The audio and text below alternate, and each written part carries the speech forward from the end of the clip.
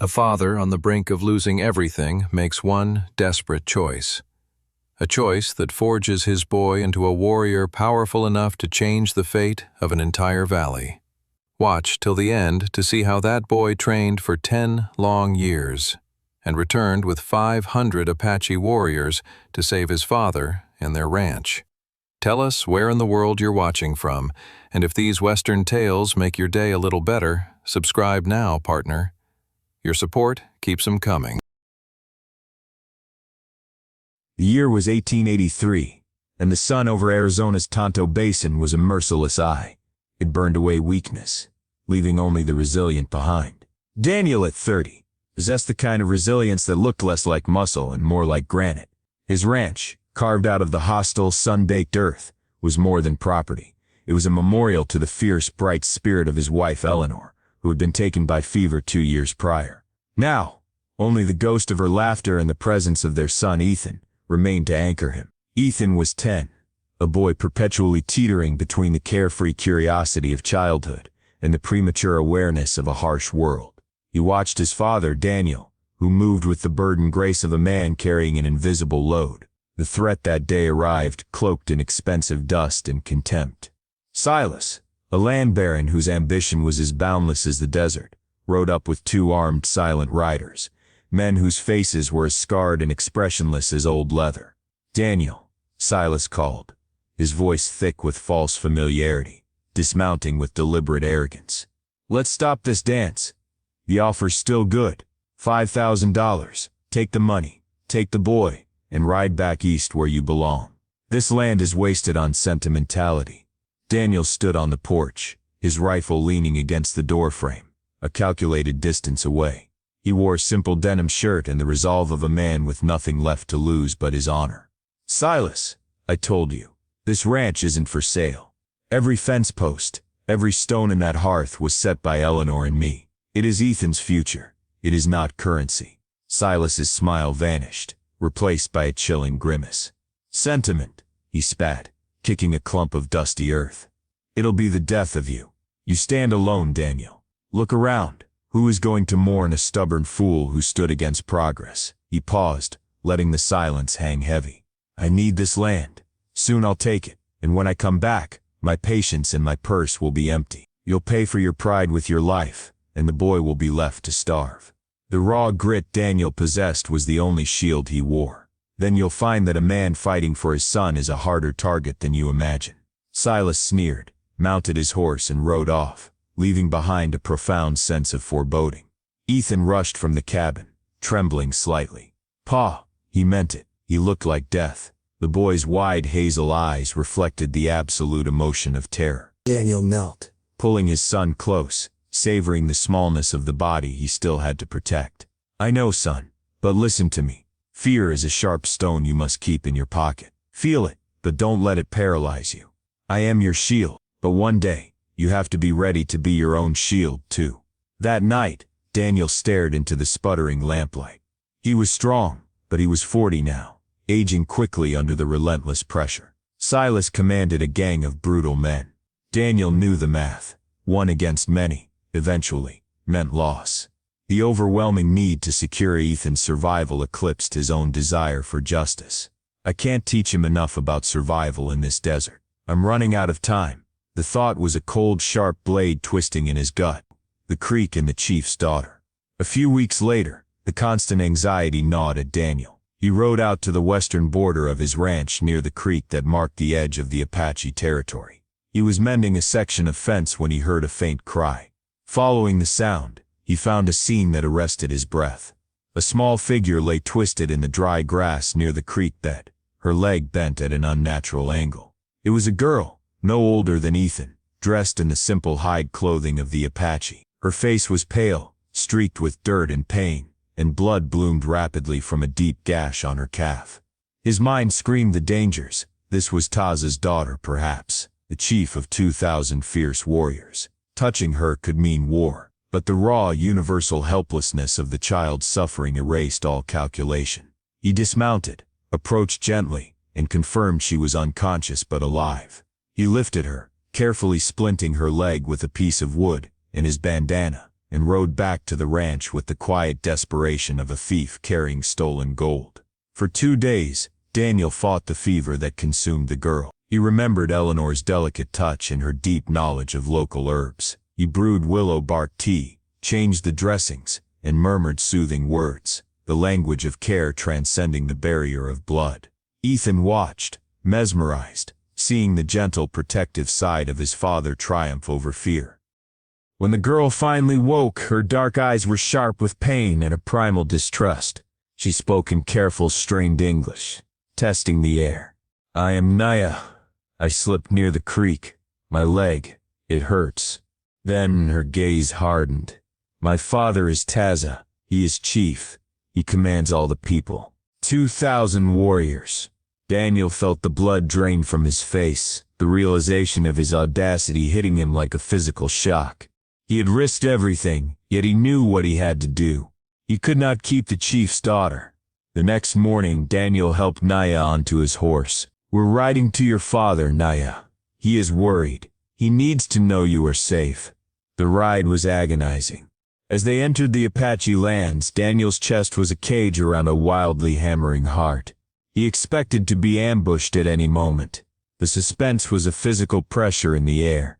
Yet Naya rode silently beside him, and the path remained clear. Her presence was his safe conduct. They found the camp, a vast, intricate canvas of life in the valley. Taza emerged from the largest lodge, his face a mask of profound anger and anxiety. He saw his daughter limping slightly, in the care of a white rancher.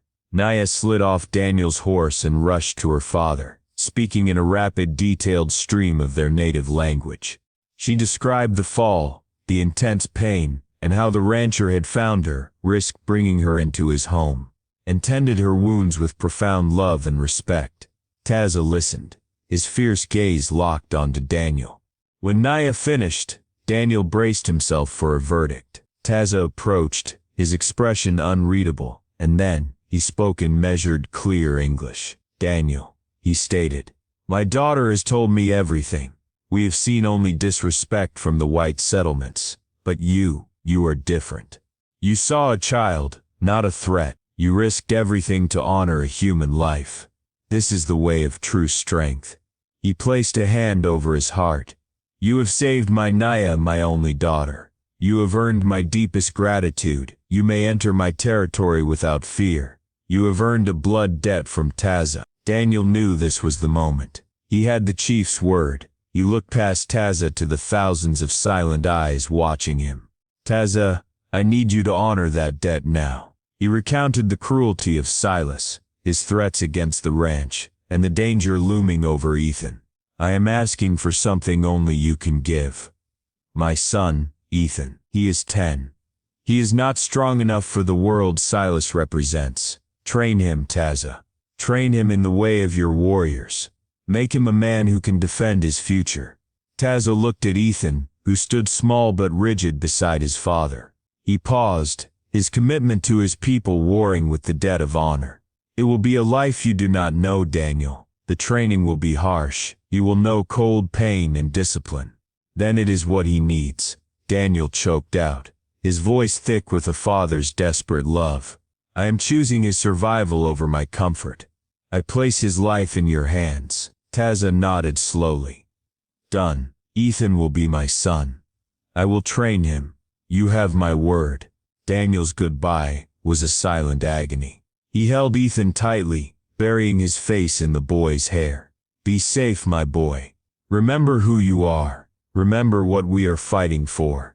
He rode away, leaving his heart behind in the Apache camp, the memory of Ethan's small, resolute face fixed in his mind. For Ethan, the first year was a crucible. He missed his father, his cozy bed, and his mother's memory. The physical demands of the training, the long runs, the grueling weapons practice, the relentless heat and cold, left him constantly exhausted. He often wept in the dark, overwhelmed by loneliness and inadequacy. But Taza and Naya were stern, yet patient. Taza saw the fire deep within the rancher's son. He taught Ethan the philosophy of the warrior: patience, tracking, discipline, and the deep abiding respect for the land. By the second year, Ethan's body toughened. He learned to ride a bareback horse, like an extension of himself. He mastered the rifle and the knife. Naya, now his closest friend, taught him their language and their ways. The boy who left the ranch was gone. In his place grew a tall, formidable young man, his eyes holding the intense focus of a natural hunter. He learned not just how to fight, but why they fought, to protect their own, to uphold honor. The grit of his father became the bedrock of his soul. 10 years passed in a blur of dust and discipline. Ethan was now 20, a man of power and quiet authority, deeply bonded to his adopted people. Daniel, now 40, had held the fort, but the years of waiting, the isolation, and the constant threat had withered him. He was a shadow of his former self, still stubborn, but fragile. The blow came one quiet Tuesday. 3 of Silas's thugs rode up, drunk on cheap whiskey and cruelty. They beat Daniel savagely, leaving him bleeding near the porch. 5 days, old man, one shouted, spitting on the ground. Empty the ranch, and ride out, or we'll burn it down with you inside. The ranch hand who found him rode like a demon to Taza's camp. When Ethan heard the news, a cold, killing rage settled over him. His father, the man who had traded his own comfort for his son's survival, had been broken. He rode to the ranch, finding Daniel bruised and barely conscious. Ethan, Daniel whispered, tears pooling in his eyes. My boy, you came back. Ethan tended him, his hand surprisingly deft from years of mending wounds in the field. After 2 days, Daniel was stable enough to speak. They will be back, he rasped. They want to kill me and take the land. Ethan's face was a mask of granite. He left Daniel with a nurse, kissed his father's bruised forehead, and rode straight back to Taza. Chief, Ethan said, standing before Taza, I thank you for everything, but this debt is mine to pay. I will face Silas and his men alone in 3 days. Taza studied the young man. He saw not a boy, but a true warrior. You forget, Ethan. Daniel is my brother. His blood debt is my people's debt. You are my son. You will not ride alone. Taza raised his voice and issued a command. Within the hour, 500 seasoned Apache warriors, painted and mounted, stood ready.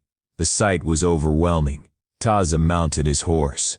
We ride to protect our own, to honor a man who showed us that love transcends all borders.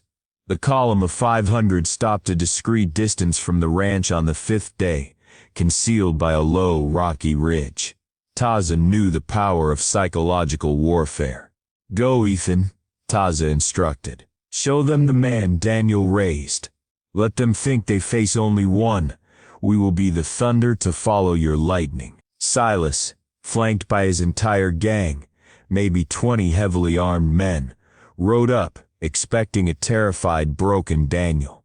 Daniel stood outside the porch, pale and weak, but the grit remained. Time is over, rancher, Silas bellowed, dismounting with a sense of final triumph. This is where you pay the price for stubbornness. A shadow fell over Silas. Ethan stepped forward, tall, formidable, and utterly calm. His appearance was jarring, a blend of the white man's boots and the warrior's posture. Silas laughed, a harsh, ugly sound. The Apache pet. Well, look at this. Father and son, 2 bodies for the buzzards. Your little shield didn't work, Daniel. Ethan met Silas's gaze, his eyes cold and unwavering. He raised his hand, slowly, deliberately, into the bright Arizona air. The silence lasted only a heartbeat. Then the ridge erupted. 500 warriors, their horses thundering, their war cries echoing the mountains, crested the rise. It was a terrifying, overwhelming wave of disciplined power. Silas froze, his smug swagger collapsing instantly. His men recoiled, fear contorting their faces. The suspense snapped, replaced by sheer physical dread. Ethan lowered his hand. Did you think my father stood alone? Did you think the man who honored your enemy could be easily destroyed? You harm my father. You harm the Apache. Now you face the worst. Taza rode forward, parting the ranks, his imposing presence dominating the ranch yard. Silas, you forced my brother to sell his land. You beat him like a dog. Silas finally found his voice, high and panicked. This is non-military. This is none of your business. Taza advanced until he was only feet from Silas, his posture radiating lethal authority. Daniel is our brother, he stated, his voice a low, dangerous rumble that carried across the tense yard. He who harms our brother harms us. This is not a dispute over land. It is a declaration of war against the people. Look around you, Silas. Look at the thousands of eyes watching your smallest twitch. Try to draw your weapon, and know with absolute certainty that you will be killed before the steel clears the holster. Your life will end in this dust. The threat was delivered without heat, making it infinitely colder. Silas, the self-proclaimed king of this territory, was utterly defeated. The savage power of the Apache nation, which he had always dismissed, was focused entirely on him. He slowly, painfully, retracted his hand away from the grip of his rifle, his movements stiff with fear and humiliation. He was trapped, staring at the sheer, overwhelming weight of the force arrayed against him. 500 perfect silent killing machines waiting on Taza's breath. Taza fixed him with a glacial stare, his judgment final. Leave this place. Take your men and your greed, and ride. Now. Silas stumbled backward, scrambling onto his horse, his mask of confidence shattered. I will be back, rancher. This land is mine. The cry was pathetic, a dying gasp of entitlement. Taza's voice cracked, like a rifle shot across the desert, cutting through the silence and echoing the mountains. No, you will never be back. Do you understand the word of Taza? Not tomorrow, not in a year, not ever. If you, or any of your kind, so much as place a shadow over Daniel, or touch this ranch again, these 500 warriors, the ones you see, and the thousands you don't, have memorized your faces, the faces of your entire gang. They will hunt you down from every territory, north, south, east or west. There will be no refuge, no mercy. You will be hunted until the last of your breath is gone, until your name is a curse, whispered in the desert wind. The words struck Silas with the force of a physical blow, a devastating weight of retribution that flattened his spirit. His face was white, the blood drained out by pure terror, and his eyes darted wildly, seeking an escape that didn't exist. He spurred his horse and rode off in a panicked frenzy, his gang trailing him in absolute humiliation, the desert dust swallowing their retreat. Taza turned, his fierce expression instantly softening as he looked at Daniel, who stood leaning on the porch rail, trembling but whole. He walked slowly toward Daniel, a brother reaching out to a kinsman. You saved my daughter, Daniel. You showed us the common humanity that the white man often denies. You are and will forever be my brother. For 3 full days, the Apache warriors held their vigil. They did not ride or speak, but their presence was a guarantee of safety more profound than any lawman's badge. Their camp near the ranch created an invisible shield of absolute authority. The word spread across the territory, faster than any telegram, that Daniel's ranch was under the sacred protection of Chief Taza. The land was consecrated, it was untouchable. On the 4th day the tension broke. Silas's younger brother rode in, terrified and alone, bearing a pathetic white flag tied to his saddle horn. He dismounted, his body shaking uncontrollably before the immovable figure of Taza. Chief Taza, the man pleaded, I come with news. Silas. He died yesterday evening, a sudden heart attack. We are packing up and leaving this territory forever. We will not return. We will never harm Daniel or his land again. The white man's fear was as palpable as the desert heat. Taza nodded, accepting the desperate truth that the enemy's fear had accomplished what mere threats never could. On the 5th day the warriors rode out with the same silent discipline they arrived with, leaving Daniel and Ethan standing together in a ranch secured not by fences of wood and wire, but by the deepest bond of honor. Daniel looked at his son, the warrior, the rancher, The man of two worlds, he reached out, his aging, calloused hands gripping Ethan's strong arm, pride swelling in his chest. "Ethan," Daniel said, his voice full of solemnity and a deep, relieving finality. "Taza kept his word. His people kept me alive. This land, this life, it is all because of the bond of brotherhood you helped forge. We must always honor them, son, and live by the high standard they showed us. Now you take over. You are stronger. You earn this right." Ethan took his father's hand, his gaze sweeping over the peaceful expanse of their ranch. The fear was gone, replaced by the quiet certainty of belonging. He was home, a warrior, ready to defend the inheritance his parents had paid for with their lives, their love and their courage, a legacy secured by an unyielding pact made at the creek and sealed by the might of the Apache Nation. If you enjoy our Western stories, consider subscribing. It really helps us keep creating more for you.